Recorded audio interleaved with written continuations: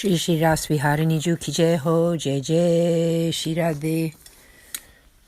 Sab Vaishnava Ko Jai Shri Krishna.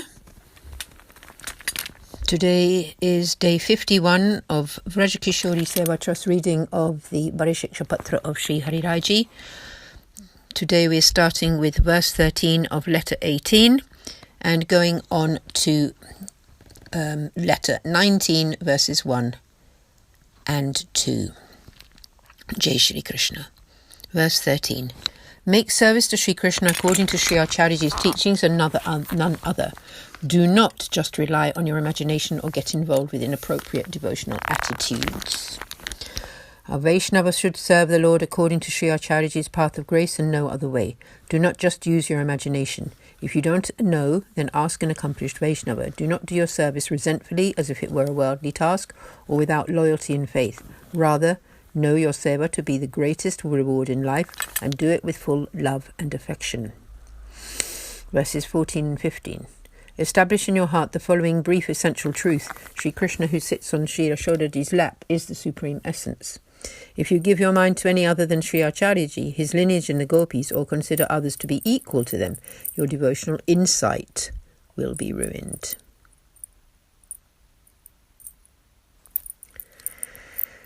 Tika. Vaishnavas should make service to Sri Krishna and know the following four matters to be of essential, of the supreme essence. First, Sri Krishna, who sits on Sri Yashodaji's lap, Sri Gosaiji has stated that anyone who says otherwise has a demonic attitude. Second is Sri Acharyaji.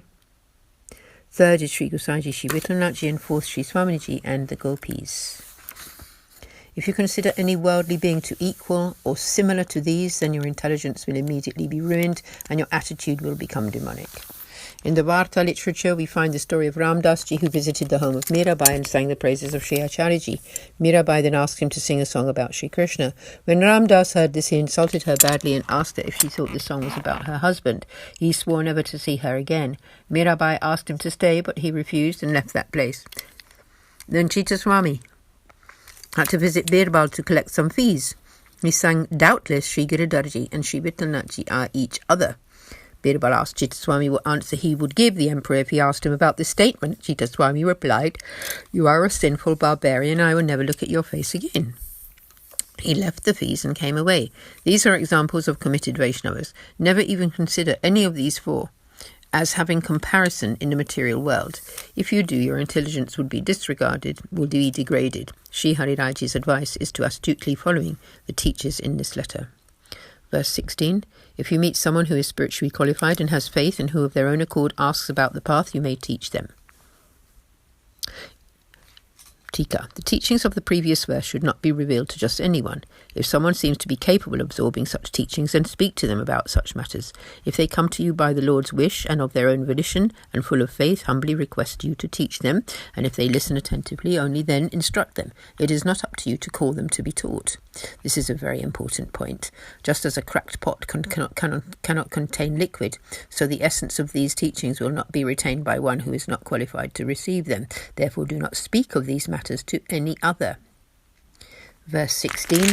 When an embodied soul is perfectly focused on the Lord through recounting his pastimes and other related activities, then he becomes pleased with them and blesses them. Just as a man full of desire is gratified by his lover's messenger, so the Lord is pleased by those devotees who recount his divine pastimes. Tika 17. The previous verses have told how an embodied soul reaps the perfect reward of the path of grace when they are always engaged in devotional activities.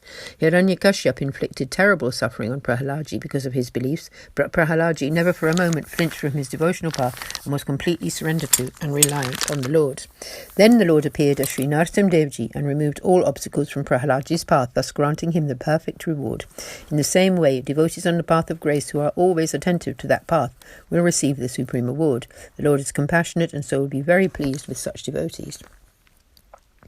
It is a definite principle of the path of grace that just as a man who is lusty for his lover gains satisfaction from meeting her messenger, similarly when the Lord observes one-pointed devotion in his follower, he becomes very pleased with them and thus grants them fulfillment in every aspect of their life, blessing them and removing all obstacles from their path. Thus concludes letter 18.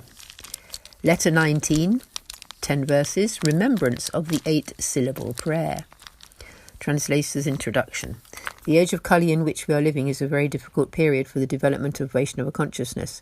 This letter can recommend satsang, the company of pure devotees, the 8-syllable mantra, and surrender to Sri Vallabhacharya as the formula to override bad influences. Introduction. This 19th letter talks about this Kali Yuga, the age of struggle in which we are living. There is so much bad association. It is easy for one's intelligence to be corrupted. Good company is very hard to find. So what to do? Constantly and endlessly chant the 8-syllable mantra and fix your mind on Sri Acharyaji's feet. In the 18th letter we read how an enthusiastic and careful Vaishnava receives the devotional reward. But the Kali Yuga can present obstructions to this progress, and one should be sure to steer clear of its influences in order to be successful in one's devotional life. Read on. Verse 1. In this terrible age of struggle, even the pure-minded can have their spiritual understanding dimmed through the effects of bad association. Tika 1. This present age is very difficult. You can see its influence when even the pure-minded can be corrupted by bad association. If an ordinary person is completely corrupted and foolish, then it is not surprising, for this age is very difficult. But why and how can a pure-minded person be corrupted? Verse 2. The kind of good association in which there is a continual enlightened dialogue exclusively feature Sri Krishna's pastimes and character is very rare. Exclusively featuring Sri Krishna's pastimes and character is very rare. Tika 2. Good association is so hard to find. Bad association has degraded the intelligence even of the pious. One can benefit by a moment's good association, what to speak of what can be gained in the long term. Spend all your time with a pure devotee, lovingly discussing Sri Krishna's name, form and pastimes, and making service to him. A pure devotee naturally does these things by themselves and not for display. Keep their company, as a wet cloth will soak a dry cloth placed next to it. In the same way, a pure devotee influences those who remain near them. Aaj ke Anand ki jai ho, concluding the reading of Shiksha Patr for today. And we will continue tomorrow with verse 3 of letter 19. Jai Jai Shri Radhe, Sab Vaishnavon ko Sadar, Sadenya, Sananda, Saprem. Jai Shri Krishna, Shri Acharya Ji ki Jai, Shri Gosai Ji ki Jai. Jai Shri Radhe.